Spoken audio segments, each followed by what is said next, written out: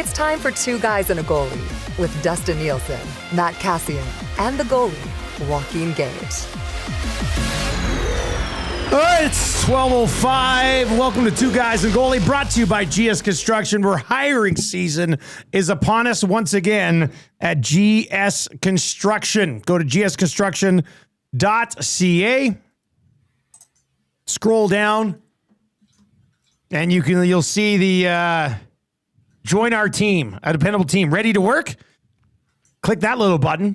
And that'll give you more details about the next person up program, and everything else they've got going on over at.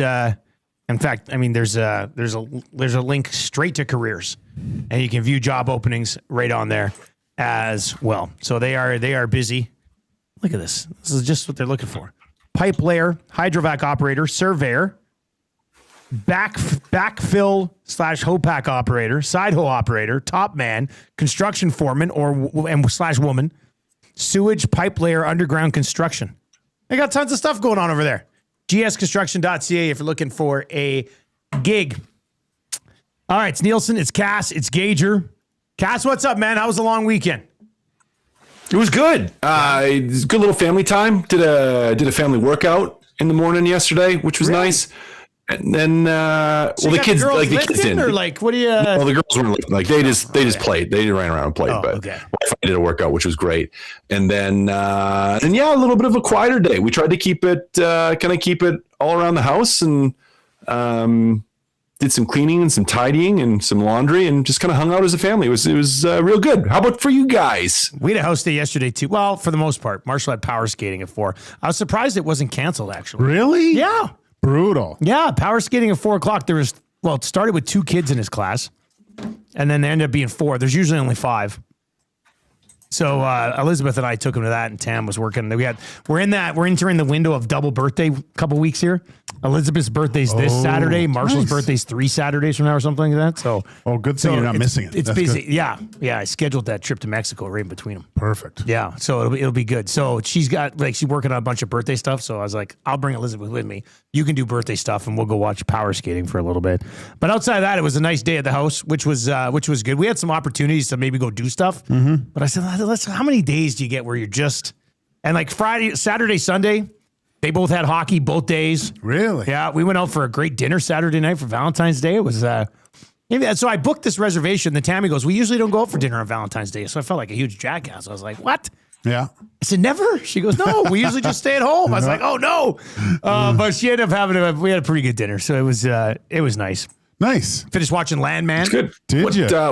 What type of food did you go with? We went to a Cook County Steakhouse, which used to be Vaughn's. There you go.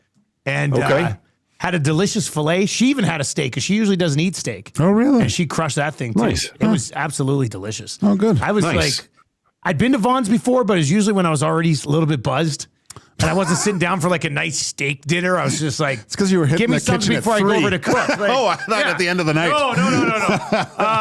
So this was, they've redone it in there. It's really nice. So it was good. It was nice to go out for a nice little dinner. I bet. And then we had hockey early Sunday morning, and so it was kind of a busy weekend. But I said this morning, guys, you guys can chime in on this.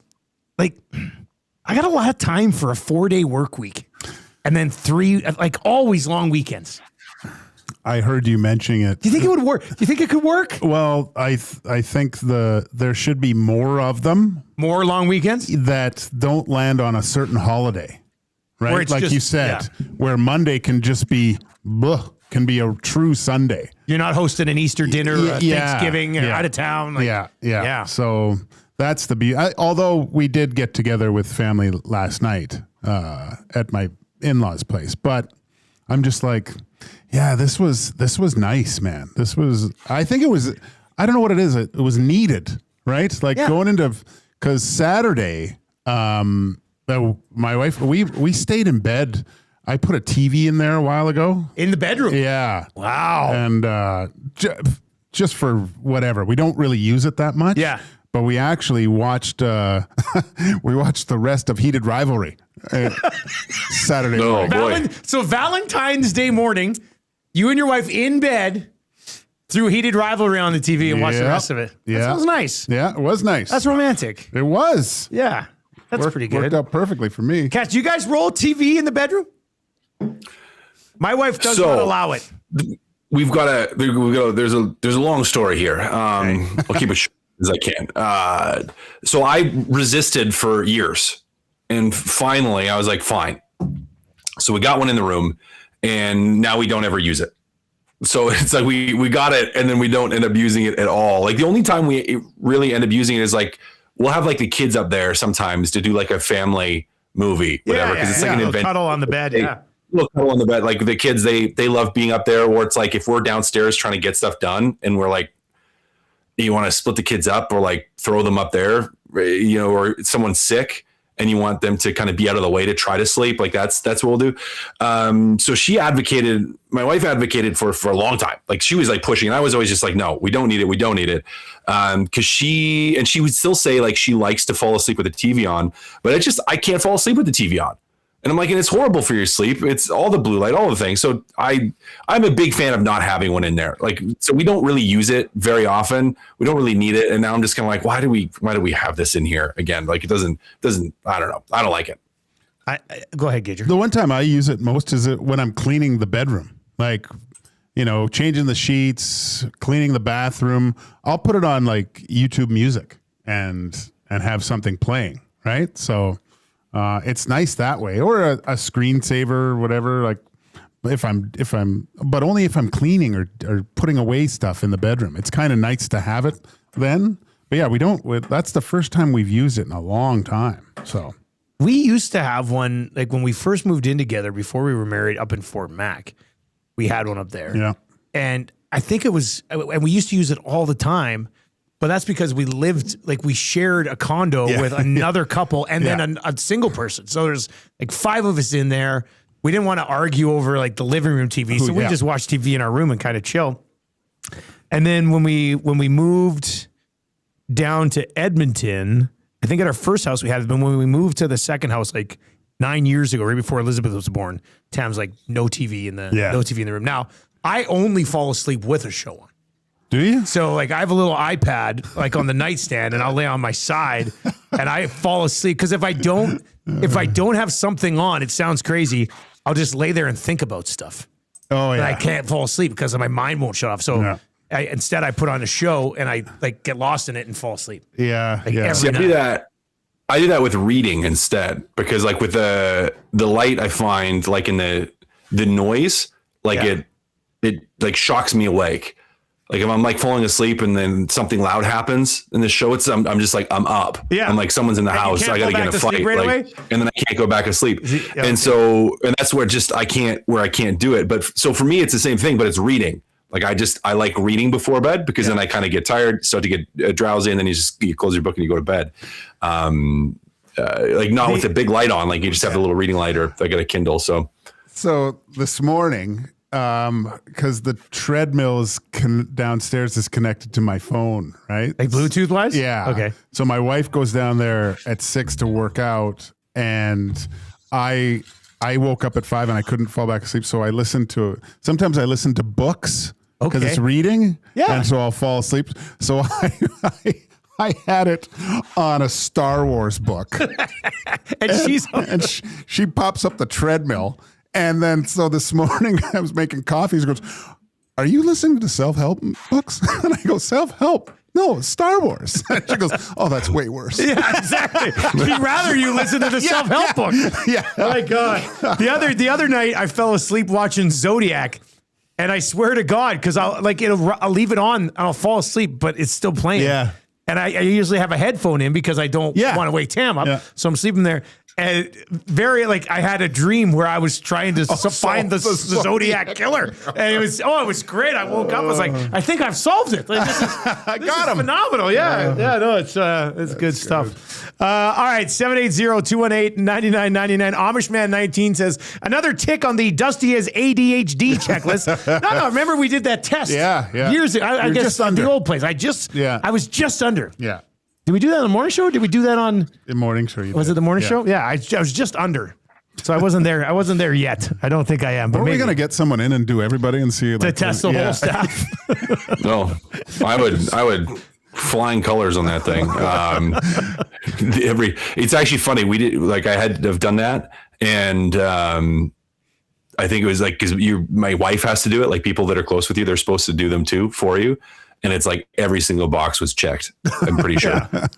Everything. Congratulations. You got them all. Congratulations. You have it all. Yeah. Hit for the ADHD cycle. We might have a couple guys putting on straitjackets going straight to padded rooms, though. That's the thing. We're here? Oh, yeah. 100%. All right. 780-218-9999. Just the falling asleep to movies. I swear to God, because it's not like I watch the whole movie. I'll watch 10 minutes. I'll fall asleep. I probably watched that Blackberry movie. Oh, is that 2 months? 2 months every night. I thought, it's great. It's a really good movie. I like that movie. I thought it was really well it's done. lots of talking probably too. Yeah, those are the ones I like. Like I'll throw on Social Network. Yeah. Where it's just a lot of talking, not a ton of action. And then, those ones kind of help me fall asleep. All right. 780-218-9999 is where you can get in. Over on the Nasty Chat on YouTube, you can chime in as well. Let's just start with this, Gage. Your thoughts on Connor McDavid, 9 points in his first 3 games as an Olympian? Well, we've said it. He's a very focused hockey player right now. It looks like he's having a ton of fun. He's on a unique line for most of it. I mean, he's playing with arguably the other best player on the planet with Nathan McKinnon and the heir apparent. Like this is. It must be so much fun to play with those guys, right? So, they look really good. They look really, really good. Hopefully this, it's not like you need to ignite Connor McDavid when he gets back to the Oilers. I'm sure he'll be just as motivated as when he left. But yeah, this is an exciting time. And you can hear it when he talks. He talked about playing in the Olympics, right? He seemed genuinely really excited to take part in this type of tournament. Better than you thought, Cass? Does he look better? I don't really want to talk about it. I want to talk about Austin Matthews and how he's the best player in the world. Well, the Cass having a good tournament so far for the United States. Good tournament for him too. No, I'm not surprised McDavid's playing as well as he is. I didn't know because we talked about it before. I wasn't sure. I'm like, okay, well, does he defer from a passing standpoint at times just to try to get things from a points and, what are the actual points going to look like at the end of the day, knowing that he was going to be really good and do whatever it took to win because he wants to win. And he has said it much and we're seeing that. He's the best player in the world doing the best player in the world things at a tournament filled with the other best players in the world. And some of them playing either on his line or on his team. I'm not shocked. Connor McDavid at his best, there's not much that you can do against it. You can't. It's too hard to defend. He's too fast, too explosive, too dynamic. It's just the most talented player to ever play, in my opinion. Yeah. And he's showing it. It's on display here, right, Cass? You can see it. Absolutely. In the best on best. The best Canadian players in the world, and you still watch him. You go, oh yeah, Connor McDavid's better than everybody. He's better than everybody. It's not debatable. Yeah. Good thing I took him first in the hockey pool. How are those numbers doing? You know what? I did. I'm glad you brought this up because last night I hopped on Excel to design our draft layout, and I was like, oh, while I'm here, I should bring up the Olympic pool. So this is before today's game. So this was as of last night. In third place with 23 points, Joaquin Gage. You've got a 0 on the board for McAvoy. And Jesper Wallstedt hasn't played yet. So, the goalie one hasn't worked. But McKinnon's got 5 points. Crosby's got 6. Rasmus Dahlin's got 4. Rupe Hintz only has 1. Draisaitl had 3 before the game today. Mm-hmm. Werenski's got a couple. Brad Marchand's only played the one game. He had a point in it. And then Joel Eriksson-Ek has a point. In second place with 34 points is Matt Kassian. McDavid has 9 points. Eichel has 4. Hughes has 4. Tkachuk has 3. Nylander has 2. You took Morrissey. He's been hurt. Looks like he's going to be good to go, though. He's got 0. Matthew Tkachuk's got 5. Wilson's got 3. Hedman's got 2. And Gustafsson has 2. And then I'm only 4 points ahead of Cass, so it's pretty tight. I got Celebrini with 4, Makar with 4, Rantanen with 4, Pasternak with 3, Matthews with 5, Heiskanen with 2, Hellebuck with 4, Kempe with 3, Carlson with 3, and Marner with 4. So I've avoided any zeros on the board. So it's going to be tight, though. It's going to be tight because like Czechia will probably be eliminated, so that'll take Pasternak away from me. Well, I'm going to lose some of my Swedes or the Americans. The Swedes is the wild card. Yeah, Swedes is what the do you wild got, Cass? You've got Nylander, Hedman, and Gustafsson, and I've got Kempe and Carlson. So, yeah, we'll see. It should be good. Should be fun, but it's tight. It's tight right now. What about Celebrini, Cass? And what he's been able to do so far. I mean, he kind of looks really like the second best player on the team, which is insane to say. Like, but that's the year that he's having, though, right? Yeah. Like, and the thing, I mean, he's got there's similarities. There's similarities to McKinnon as well. Like, he's not as explosive or powerful, let's say, as McKinnon, but he's got the same compete level as McKinnon, and that's been fun to watch too. And we talked about that back when he was playing against Edmonton, when Edmonton was playing San Jose, and that like one of the fun things with this kid is just how hard he works out there. Like, he is on it, and you see it again in this tournament so far. As he's on it, he's involved, always around the puck, always around the net, goes to the areas. Like, he's just incredibly talented, incredibly good. Like, I did not think when he got drafted, I thought he was going to be really good. I didn't have him being at this level, but now I'm just like, yeah, he's at this level.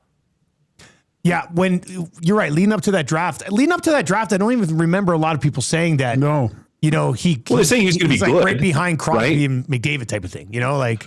Right. But there was no, like, you think of the build up for like a Bedard, where Bedard was like, this is it. There was more. Right. Guy's going to score 150 goals a year. Like some people were thinking, like, Bedard was so celebrated, and Celebrini was just kind of, he was talked about, but it wasn't like, hey, this is the guy that's going to completely change your organization.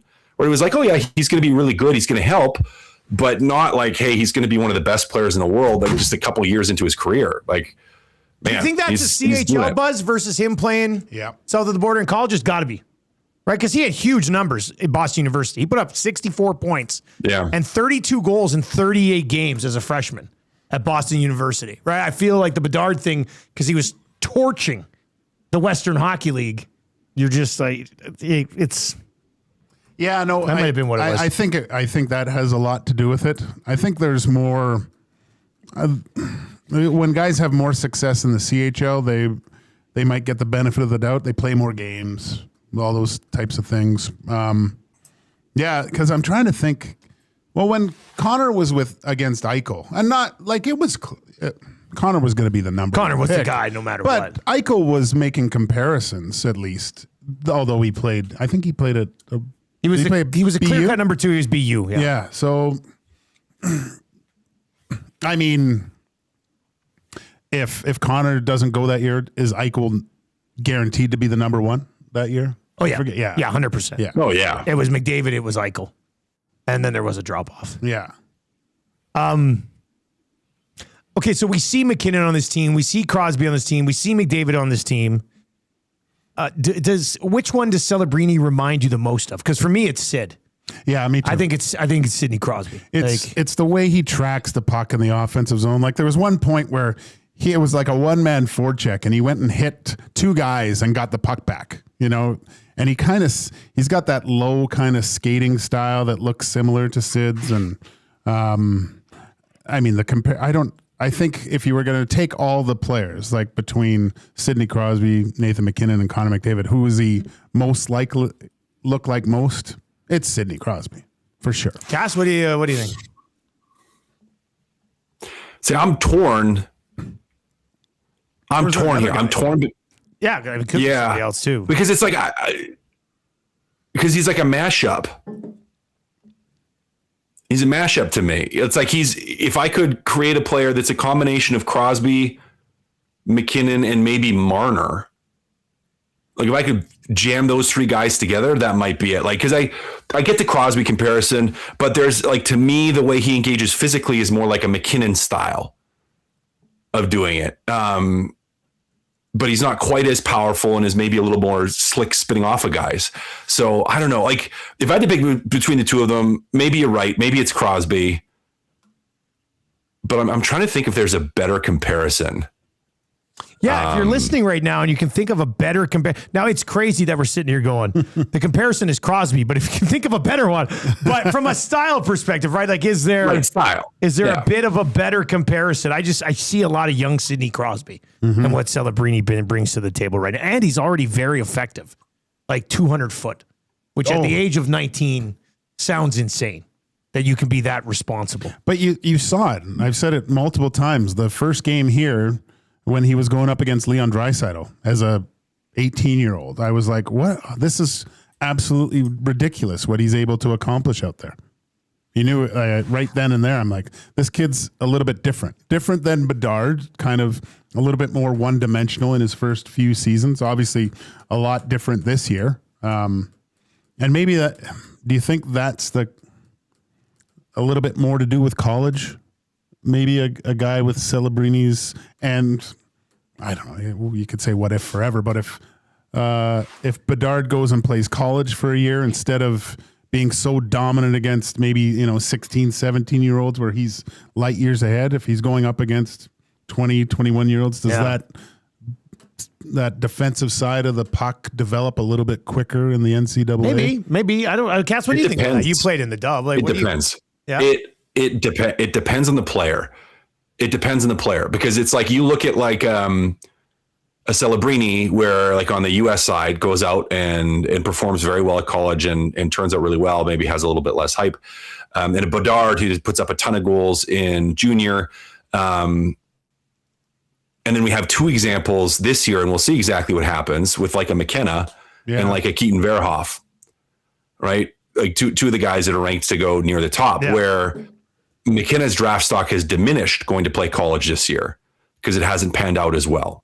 And so it's like, well, for him, if he would have stayed in the Dub, absolutely dominated, put a ton of goals up, well, draft stock may not have been in question as being the first overall. But then you have a guy like Verhoff who goes and all of a sudden is now defending as a defenseman, defending against players that are somewhere between 18 and 22, as opposed to, just 16 to 20-year-olds, playing against guys that are engaged or married, in their late 20s that are getting ready to move on to the next part of their career. And his draft stock has gone up significantly, and rightfully so with that. Like, it just depends on the type of player to me.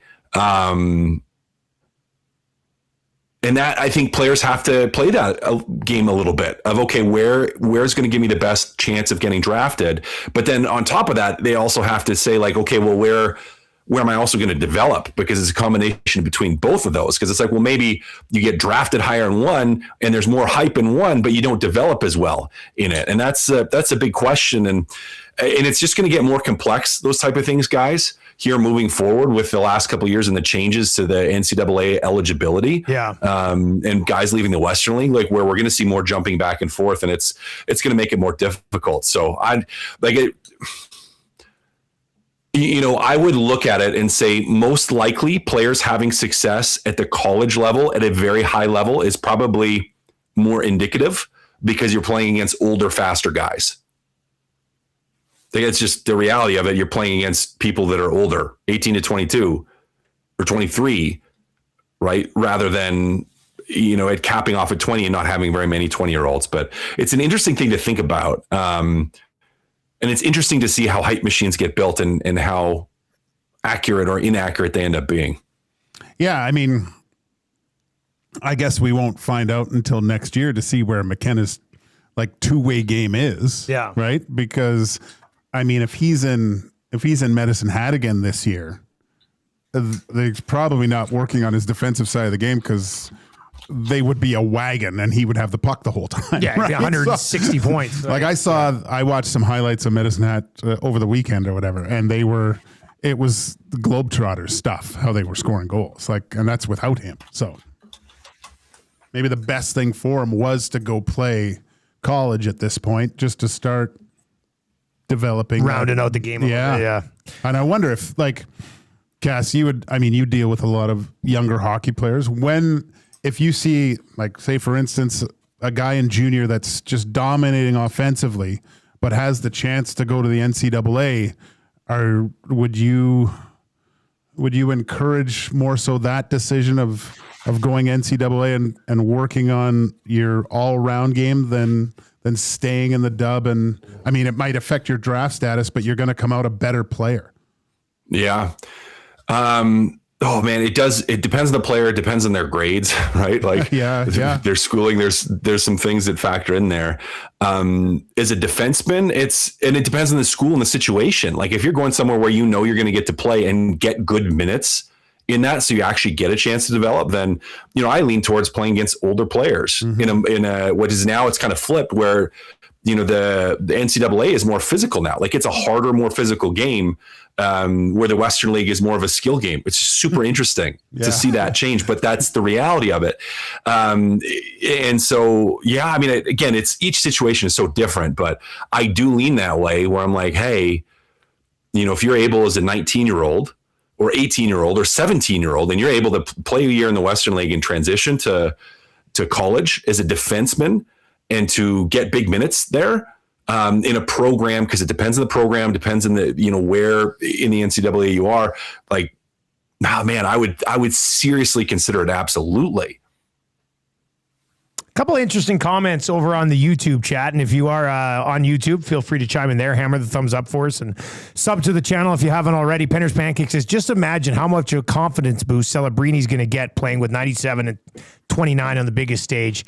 He could be an annual 40-goal, 100-point guy. And then KBO Devereaux says, imagine if Connor McDavid got this experience early in his career at the Olympics, surrounded by winners like Crosby, Taves, etc., like Celebrini is now. This is huge for his career this early. Hey, Gager? How much would this have helped Connor McDavid at that stage? Because he didn't, not that he needed anyone to kind of look up to, but it would have been nice to have Connor to play with someone with, I mean, Taylor Hall was putting up some points, I guess, but he wasn't. Hadn't won anything. So having just an older voice of a guy and that wasn't a fourth line grinder, I guess, right? Yeah, this is... Because when was Sydney's first? I mean, he was surrounded by. He talks about it in 2010. Really, when they went in for the overtime period in the gold medal game, he looked around and he saw the Niedermeyers and Prongers and was like, they were experienced. They knew they had it. Right, that was that calming influence. Turned out all right for Sid.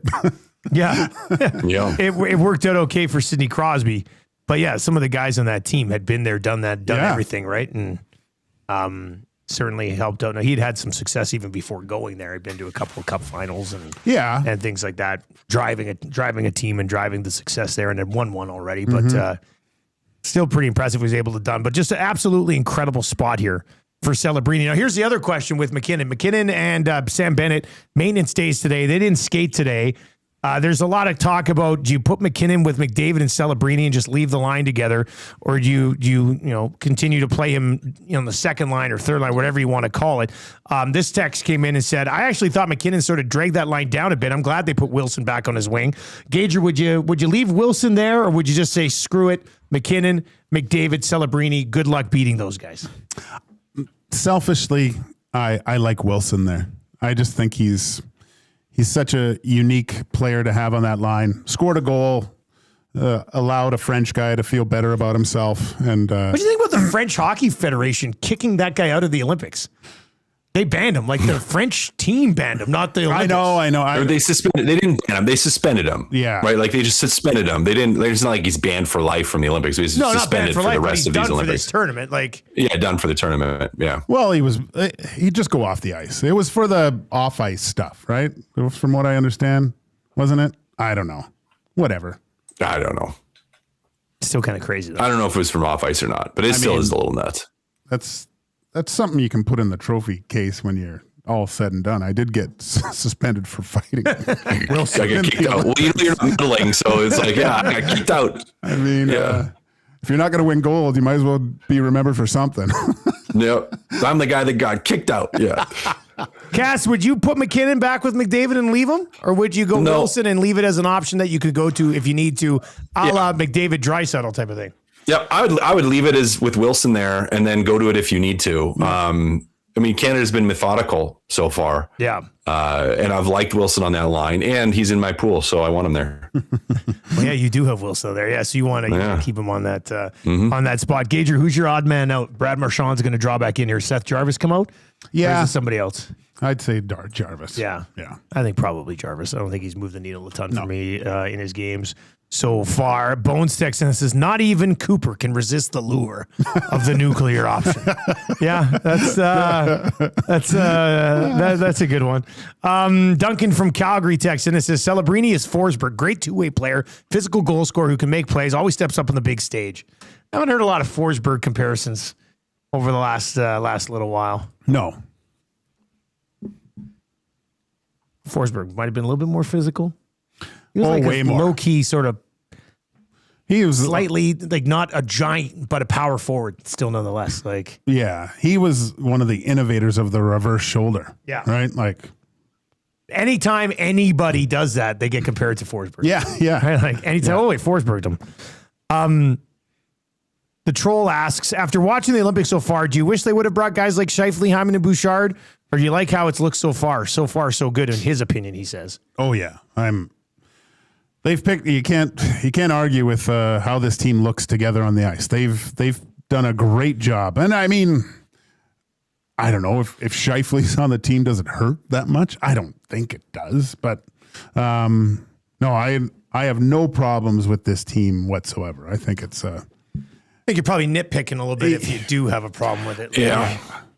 I mean, like with the Morrissey injury, and I know it looks like he could be back. I'm like, okay. If I knew that it was going to be Morrissey that was banged up, would it be good to have Bouchard? Yeah. I probably like to have that, but I'm going to save that final judgment for depending on what happens the rest of the way. The Scheifele one, I mean, it's tough. It's tough to sit. I'm very happy with how this team has played. I mean, they're so strong down the middle anyways. Does Scheifele play wing?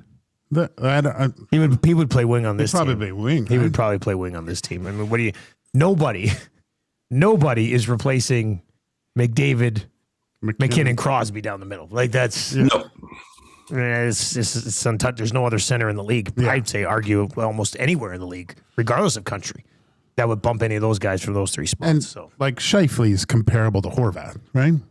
Yeah. That'd be the guy, right? That's like the thing. Yeah, Horvat's their fourth line center. You can also play Suzuki as fourth line center, right? If you wanted to. I mean, they've got centers all over that roster, right? So they've got that going for them, I guess. All right, Cass, did you see Tkachuk chirping Draisaitl? I mean, it would have been hard to miss, but did you? We can doing the old what was the line? Always the bridesmaid, never the bride, Leon, as the U.S. has taken down Germany. It fired a lot of people up. A lot of Edmontonians were not happy to see Tkachuk kind of driving it into Draisaitl a little bit more, as Draisaitl and his, compared to the United States, undermanned German roster were taking a loss to one of the powerhouse gold medal contenders. But Tkachuk doing what Tkachuk does, right, Cass? Just doing those things. I mean, it just makes me giggle, not because I'm happy that he gets to say that, but because it's just not surprising that that's what he's doing. I mean, wouldn't you guys want to take that shot at somebody? Like, that's the first thing I'd be like, I mean, and that, like, from a Florida standpoint, I mean, that's what you're playing Edmonton in the regular season. That's what you're running with, but not just Florida. I mean, if I'm everybody, like, and not just to Draisaitl, to McDavid, to all those guys, is like, I'd be getting after that for sure. Like, if the U.S. does play Canada in the gold medal game, like, you want to tell me that someone doesn't say something like that to McDavid? Like, absolutely they do. So no, it makes me giggle because that's part of the mind games, is part of the game. Like, it'll get people fired up, but that's the whole point, is to try to get someone fired up and to get a response, right? Like, it's supposed to aggravate you. It's supposed to offend you. I mean, that's why he's saying it. He's not saying it to make him happy, to make him play better, right? This isn't his teammate. No, it's someone that's trying to drive you nuts. Like, of course he's going to say stuff like that. It's fantastic. Yeah. Tkachuk doing Tkachuk things at an elite level. Yeah. Like, Leon beat him then. It's a great one. Yeah. Beat him. Yeah, beat him. Yeah. Beat him. Don't let him say stuff like that. People are like, then Leon went to hit him and Tkachuk turtle. I was like, exactly. Yeah. This is what Tkachuk does. Yeah. Make sure he can't. He's going to turn around and then throw a comment like that. Like, and it's just going to make you hate him more. And as his teammate, you're sitting there laughing on the bench, right? You're just like, that's great. Yeah. Like if you're an Oiler over the last 2 years, you have to hate that guy. Like you have to hate Matthew Tkachuk with just a serious passion. Like, oh, he's awful. He's absolutely awful. Yeah. And even it's like, and I know people like, they're just so mad at him because you're playing against Germany and you're like a all-star team playing against Germany with a handful of NHLers. Like you should be dominating them.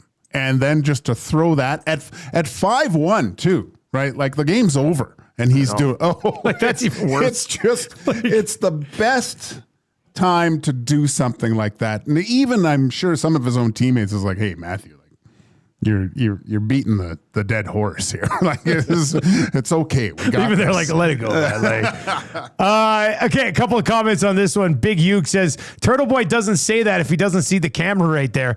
Yeah, but that's even more Matthew Tkachuk. Yeah. Like Tkachuk knows that the camera's right there. He's ready to roll. Like I like how Brady's in the background going, yeah. Right behind. I was in the stands watching that series too, man. Like, yeah, I mean that was pretty good. Barbershop Window says the Tkachuks are the Logan and Jake Paul brothers of the NHL.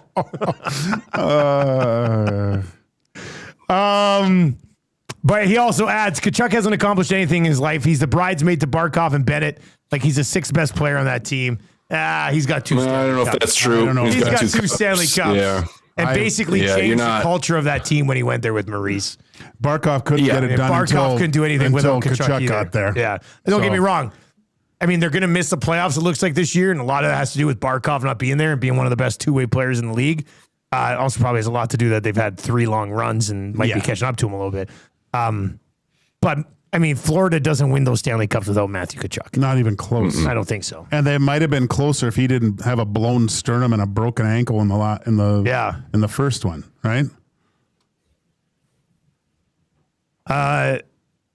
This one comes in and says, imagine chirping a guy who's better than you at everything, especially when you ghosted the Cup finals 2 years in a row.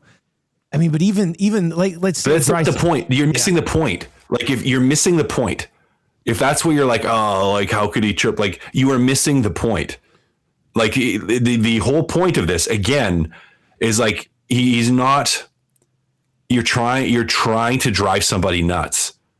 Like, and people reacting like, oh, well, he can't chirp Draisaitl because like he was a tag along to win the cup twice. Like, really? Like so you're going to go back. Like Tkachuk says that to you and that's what you're going to fire back with? Oh, hope it was fun winning the Stanley Cup twice. Oh, you got him good. You really know how to fire back. Like, no, the whole point, like, now if you wanted to fire back at him and you wanted to be like, man, the only reason you got it is like, because you rode Barkov's coattails or like, you know, stuff like that. Like, sure. You could replied, the jerk store called, they're running out of you. Well, there you go. Seinfeld reference. I don't know if the toilet store called, they want their hair back. Like, I mean, I wonder if you actually look at it though, in the last 2 years, games 5, 6, and 7, who's had more points in those games? Leon or Matthew Tkachuk? Tkachuk. Yeah. I mean, Tkachuk had 22 points in 24 games 2 years ago and was a point per game last year in the playoffs. Like, to think that his role is not what we think it is kind of a little silly. I think I got to look it up, but I'm pretty sure he's outscored Leon Draisaitl in games 5, 6, and 7 of the Stanley Cup Finals 2 years in a row. In the games that matter most, right? So, how about Florida last year in the playoffs? Verhaeghe, 23 points. Tkachuk, 23 points. Reinhart, 23 points. Bennett, 22 points. Barkov, 22 points. Marchand, 20 points. Luostarinen, 19 points. Anton Lindell, 18 points. Like, they had 8 forwards have 18 points in the playoffs last year, which is insanely deep. But Tkachuk's a big part of that. Is there a great supporting cast there? Of course, there's a great supporting cast there. But that's very impressive. Yeah. He's a good player, man. And Paul Maurice always says glowing things about his players, but the way he talked about Tkachuk and before he got there, and even Zito saying the culture of the whole hockey team shifted once we made that trade. He said it's the biggest trade in Florida Panthers history. The Oilers, just to compare, the Panthers last year, had 8 forwards with 18 points or more. The Oilers had 3. Yeah. McDavid had 33 points. Draisaitl had 33 points. Bush had 23, but he's a defenseman. And then Nuge had 14. Or Nuge had 20. You have to go all the way down to Corey Perry at 14, and that's it. Florida Panthers were just such a deeper club than the Oilers. And Hyman had 11 and 15, and then obviously he got hurt. He would have been up there if he could have stayed healthy. But he did not stay healthy. I know some people are saying the chirp from Tkachuk to Draisaitl will have McDavid fired up for when he played. I think McDavid losing to Tkachuk in a couple of Stanley Cup Finals is probably all the motivation he needs, even though they beat him last year in the Four Nations. Yeah, for sure. They're total. Yeah, you can't let them Matthew beat you again, can you? No. Brandon from Windsor says, Leon should have just replied, that's because you had a better coach than we do. Oh, man. Can you imagine that gets picked up on the mic? Your front office staff is way better. Yeah. Your management team is clearly superior. Anyway, 780-218-9999 if you want to get in. Attaboy Stan texts in and says, of course, Matthew Tkachuk's a solid player. It's also very easy to chirp when you're up and clearly on the better team. Yeah, you're not going to do a lot of chirping when you've lost to a guy 3 times. That's not how that's usually going to happen unless you're a special breed. Unless you can somehow find a few talking points that actually make it work for you. Rip City Steps says, Joaquin and Luongo for Mark Parrish was a bigger trade. You're also forgetting Oleg Kavasha, who was also involved in that deal, I believe, Rip City Step. But I don't think you can say that. Well, can you say that? No. Tkachuk led to 2 Stanley Cups. They got cups. Luongo didn't. Is this? Yeah, Luongo didn't lead to anything. No. Ultimately. Stabilized the position for the organization, but... he didn't win the cups here. Unless maybe you're looking at now he's involved with the team, and because of that, they were able to have the Matthew Tkachuk trade. So he was going to do that anyway, right? He kept his place in Florida, even when he was. That's where he hung his hat in the off season and stuff like that. How many Vezina trophies did Roberto Luongo win? None. Exactly. How weird is that? How did Luongo not get 1 Vezina? Patrick Waugh, Marty Brodeur, career, Dominic Hasek. He has a career .919 save percentage with 77 career shutouts. Jeez. And couldn't take home a Vezina any of those years. Still blows my mind to this day, the Roberto Luongo. That's one of those things where, what's it called? The Mandela effect, when you think it just sort of happened? Yeah. I'm just Vezina winner, Roberto Luongo. No, never won one. He won 489 career games. Look at who won the Vezina in 03-04. Luongo had .931 save percentage and 7 shutouts and played 72 games. Really? Who won the 03-04 Vezina trophy? 2003. Had to have been Hasek. 2004 Vezina. Was it Kiprasov? Did he win it? Let's see. So here's goalies that won the Vezinas in years. Oh, what's this? Is this 83, 84? Let me see here. I want a list of Vezina winners. Here we go. All right, so the 03-04 Vezina, we got on this Luongo track now. Let me see. The 03-04 Vezina was Marty Brodeur. Okay. Then it was Kipper. Then it was Brodeur 2 more times. Tim Thomas, Ryan Miller, Tim Thomas, Henrik Lundqvist. That's his only one. Bobrovsky, Rask, Price, Holtby, Bobrovsky again. Pekka Rinne, Vasilevsky, Hellebuck, Marc-Andre Fleury, and then the last few years, Shesterkin, Ullmark, Hellebuck. Hellebuck's got 3 now. But yeah, Roberto Luongo couldn't find one anywhere in there, which is still kind of crazy to me. Well, Tim Thomas won, hey? He won 2, I think. He did? Yeah. Wow.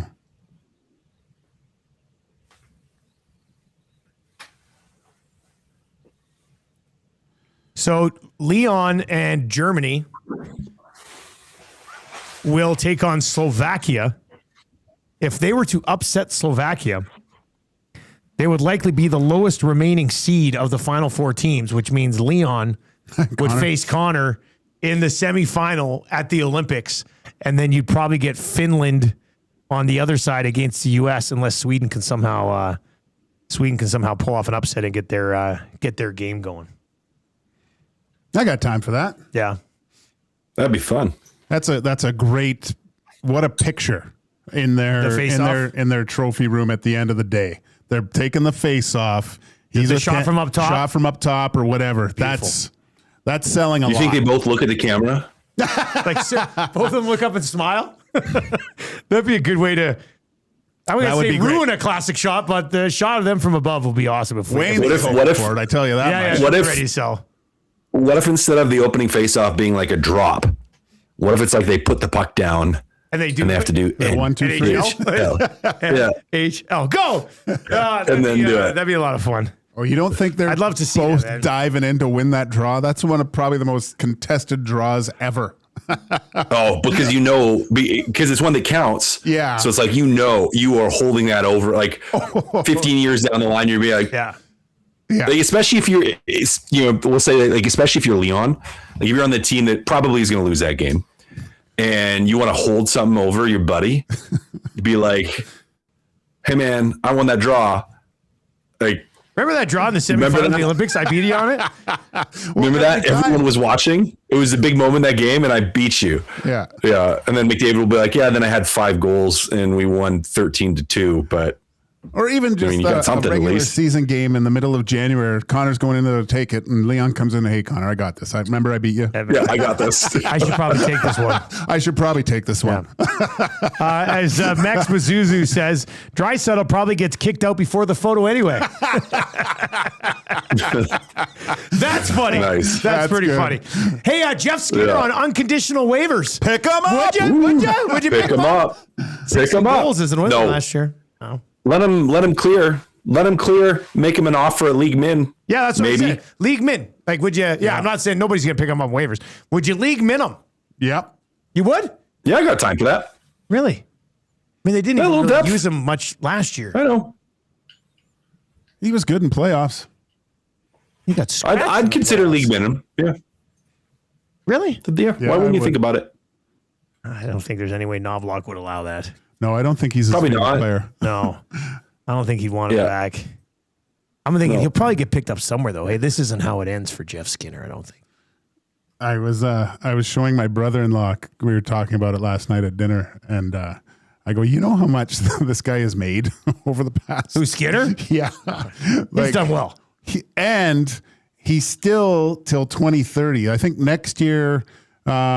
He gets a raise by the Buffalo Sabres at $6.4 million. No, this year it's 4 by the Buffalo, and then it's 4.4 after next year until 29-30. Like the Buffalo Sabres have to pay him another $12 million, I think. So, and his estimated career earnings are over $106 million. So it's.